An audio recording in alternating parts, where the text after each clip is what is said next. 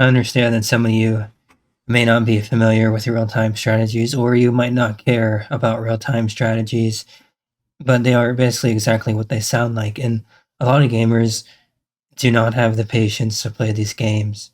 I myself didn't think I would initially, but they're not that bad. Out of everybody in my friend group, I think I'm really about the only one that actually will take the time to sit down and play these games, because they are and they do take a lot of time. They take hours and hours. You can spend so much time planning and uh, like planning strategy, right? So it's definitely not for everybody. I actually got my very first taste of Hearts of Iron because my friend had it in his Steam library. We were library sharing, but he wasn't even playing it himself. So like, you know what I mean? It's not for everybody. Different strokes for different folks. You know what I mean? And it's not even Hearts of Iron specifically, but just the genre in general. I mean, I've played against other players. Like whenever they start to lose, they leave the game. You know, they don't even try to finish the game. They just leave. So that also takes the fun out of a actual multiplayer match.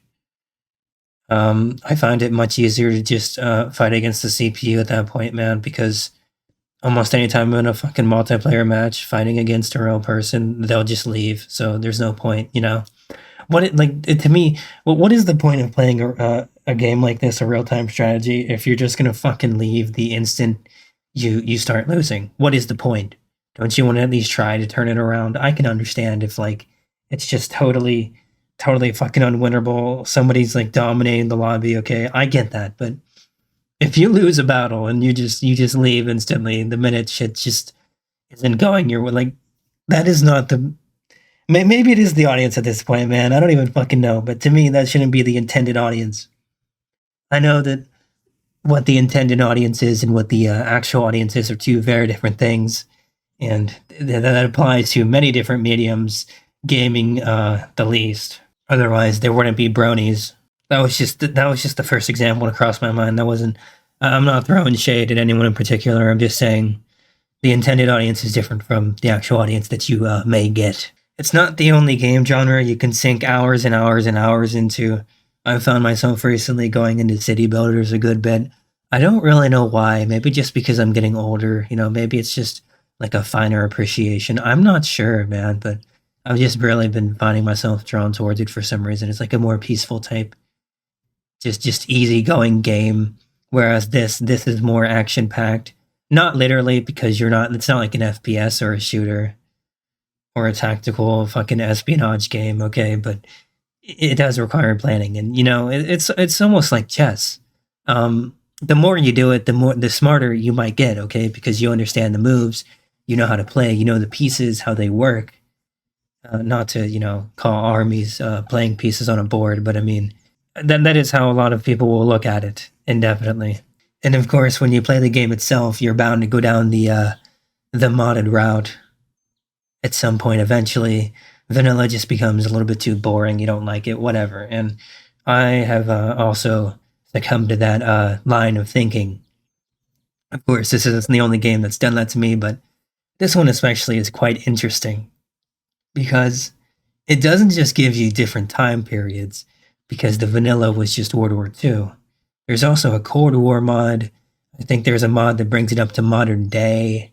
There's a mod that fucking that lets you go into the Fallout universe. Like, I think there's also a Metro mod, for fuck's sake, and some of them are definitely better than others, and which in turn means they're more immersive. And you can jam out with music from the respective time period. So if I was playing Fallout, I'd be jamming to some fucking 50s, 60s music, like you know what I like, just music appropriate to the time period. It's really great stuff, dude.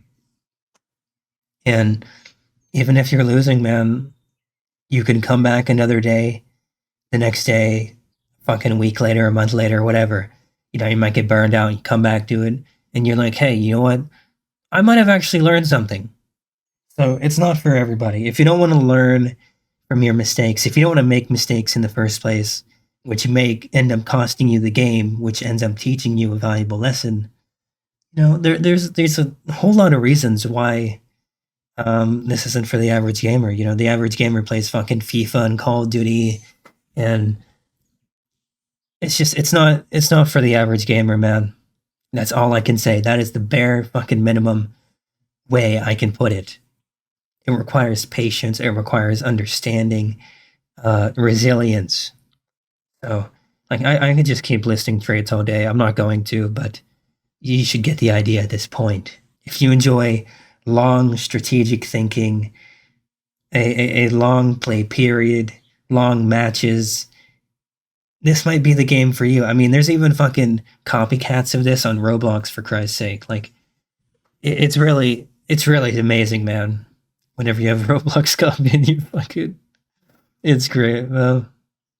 But I mean it's a good testament to how good the game is whenever there's copycats of it, no matter in what form. Okay, because people are actually playing those types of games. And another part is that it's for free. Okay, so if you've seen gameplay of the game and you're like, oh well, hey, you know what? I don't have money to buy this, or I don't have a friend to buy me this, or there's not a demo. Whatever the fucking case may be, you know what I mean? You can try it out for free. Okay, there's different ways to do it. And as stupid as it might sound, that'd be a good demo itself. I mean, I'm sure there's free RTSs out there, maybe on Steam, maybe on another platform, but me personally, I use Steam. Okay, that's my go-to and all. Fucking, that's it for me, man. They may not be perfect, but they're pretty damn close, at least until Gabe dies. I don't want to say sophisticated is the right word to use for an RTS, but I would say actually it does come pretty close to whatever word I might have in mind, because it does have a sort of sophistication to it. Like chess, okay? How many chess players are there in the modern day? Not that many. And those that are, they have like their own little fucking like chess clubs and shit, and there's like a fucking like championship and shit. You can become a grandmaster. There's probably grandmasters in fucking Hearts of Iron, okay? I keep going back to Hearts of Iron as an example because it's really the only RTS I've played for a long time recently. So I've had a good handful of them.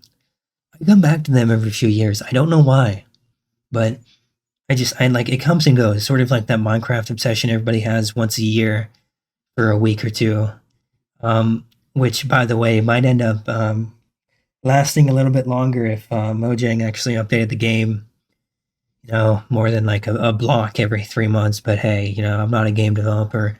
Please don't legally pursue me. I'm just saying, if I was making a game, developing a game, I would add to it more than like once every 6 months, because that really is what they're doing. Maybe Microsoft shouldn't have bought the fucking game if they weren't going to update it. And on a real note, I'm not even sure if Hearts of Iron is getting many updates anymore. So that might be another reason to turn to mods, because they're basically done with the game. They might be, fixing it, getting some bug fixes out, but I think they're just done with the game in general. It's been out for a few years. There might be a few DLCs, a few expansions, but like it's done. Okay, so I would say you've played the original game for a few hours. Check out some mods, man, because it's fucking crazy, dude. Like they totally changed the feel of it, because like it's just there might even actually be a Star Wars mod. I'm not sure, but like, dude, there's already a fucking Fallout mod. There's a Metro mod. Like, there's so much shit. The only hard part is really making it run. Sometimes, if you don't know what you're doing, you can really fuck up your Hearts of Iron and have to restart and download all the mods again, which is a bit of a pain in the ass. But if you've downloaded mods before, you should have a general idea of what you're doing. But it's easy to fuck up, honestly. But there's a mod order and mod list whenever you load in. You just gotta mess with it a few times. It'll work eventually. I had to do it. It was a little frustrating, but once it gets running, it runs. I didn't have any issues with crashing or anything. They run stably. It's no big deal. There's plenty of helpful resources out there if you get stuck. And if you're just trying out RTSs for the first time and you're still deciding if you like it, give it a go. For me, 1 hour became like fucking 10 or 20 really, really quick. It's so easy to sink time into these games. It's one of the side effects of playing it, I guess.